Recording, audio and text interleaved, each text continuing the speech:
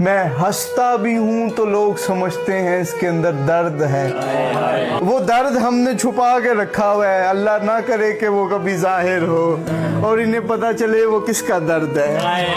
हर जगह आंसू निकल आए तो आंसू तो कीमती हैं और कीमती चीज को छुपाया जाता है।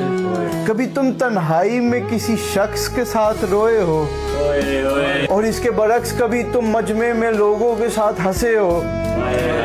तुम हंसे भी हो, तुम रोए भी हो, और मुझे उसकी कसम जिसकी मैं बात कर रहा हूँ। हंसना याद नहीं रहता, रोना भूलता ही नहीं। इधर सारे बैठे हुए हैं, सारे से को हंसो, ये हंस लेंगे।